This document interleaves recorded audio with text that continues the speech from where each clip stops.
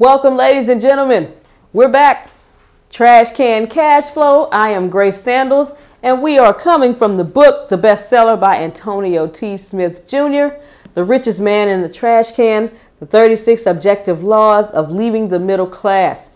We're on money, the subject of money, ladies and gentlemen, and it's from one paragraph that I have read.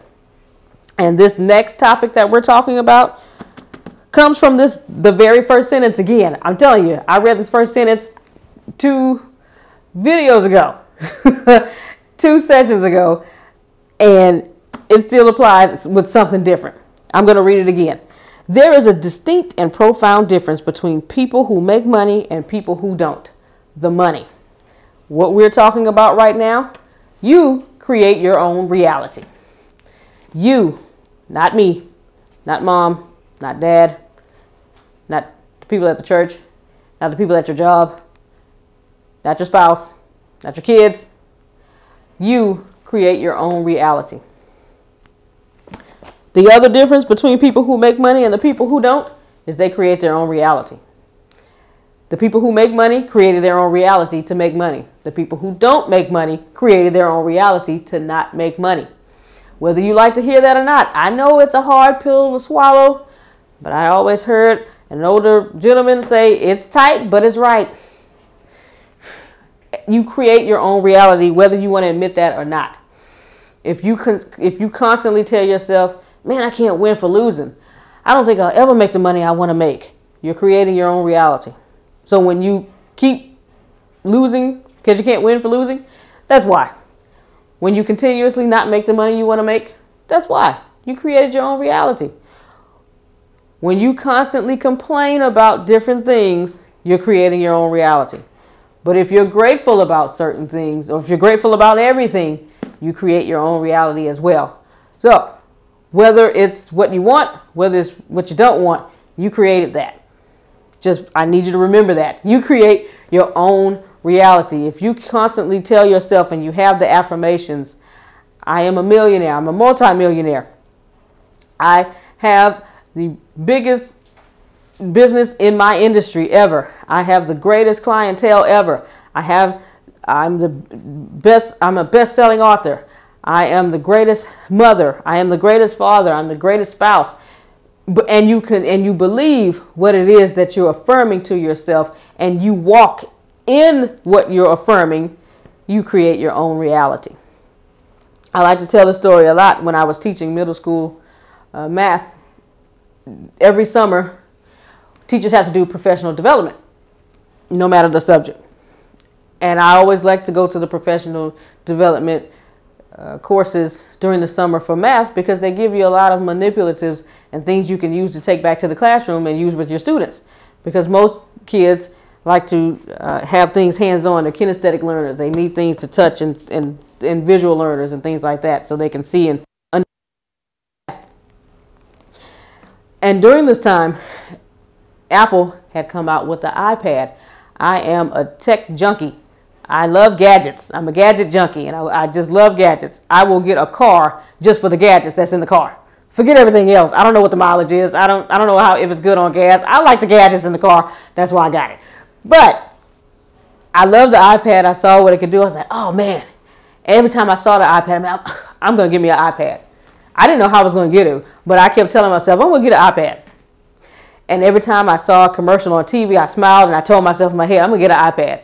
When I saw it, when I was on the internet, and Apple would come up, and oh man, I'm gonna get an iPad. I go and look at the features and all that kind of stuff. I'm gonna get this iPad. And so one day, while school was winding down, one of my former coworkers, she was in our math department. She said, "Hey, Grace, are you going to the professional development for math this program? I heard they give a lot of great manipulatives away for the kids, so we could use them." She said, "Yeah, and this year they're giving away iPads to everybody that attends." Huh? What'd you say? So I spoke up on what I said I wanted to do. I created my own reality because I kept telling myself I'm going to get an iPad. The how wasn't my business, because I would tell myself, I don't know how I'm going to get it, but I know I'm going to get it. The how wasn't any of my business. But because I kept affirming to myself and walking in, I'm going to get this iPad, I got one free of charge. Your own reality. So you just can't walk around and tell the people, hey, I'm gonna be a multimillionaire, and then when you get back home, you don't walk in the multimillionaire way. I can't be a multimillionaire sitting on the couch watching TV eating chips. I am going to save the world. I'm going to change the world by doing this in my industry, what I love to do. You got to walk in that. Oprah was Oprah before she was Oprah. She created her own reality. She knew what it is that she wanted to do, and she became her future self of who she saw at the present time. You create your own reality, so that means you have to become who you want to be right now. Lawyers don't wait to be lawyers after they pass the bar. Lawyers become lawyers when they make the decision that they want to become a lawyer. So they prepare themselves. Okay, I know I got to go to college. Great. After college, I got to go and take this test to enter law school. I can't remember the name of is it LSAT, I believe? Something like that. Whatever the test is, so that I can apply to go to law school, because I'm going to law school because I'm going to go be a lawyer. And then I'm going to go into law school and I'm going to take all these courses and stay up all night and do all these things that I need to do, because the end result is to become a lawyer. When I went to college, Texas A&M University, shout out. Anyway, just had to do that. Okay. But when I went there, before I got to Texas A&M, I told myself, whatever college I'm going to, I'm going to take credits with me from high school, because I want to graduate in 3 years instead of 4.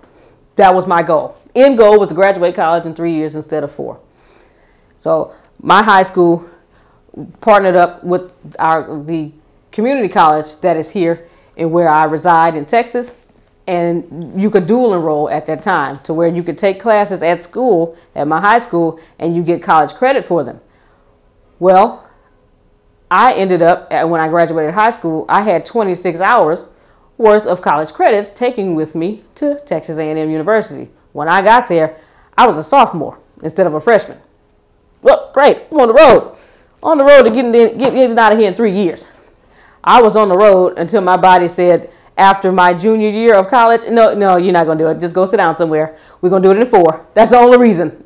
That is the only reason I did not make it out of college in 3 years instead of 4. You're good on 4, because most people don't get out of college until 5 years or a little later. 4 years, you're good. But I had a plan, and I was on the path. And I was walking in that. Nothing distracted me. Nothing distracted me. I did join a sorority, but that didn't distract me either. Great. I had a great time. I'm an extrovert. I loved it. But I still knew I'm not here to join a sorority. I'm here to get out of here and graduate, get my degree, and do what I want to do. I was creating my own reality, and you can too. Create your own reality. Be who it is you want to be in the future right now. Do your research. Do what you need to do. Follow those people who are where you want to be right now. Emulate them. Don't copy them. Emulate what they're doing. Get this book, Richest Man in the Trash Can by Antonio T. Smith Jr., bestseller. We will see you all at the top, not from the top. Looking forward to seeing you with the next thing that we're going to be talking about, Power Pack.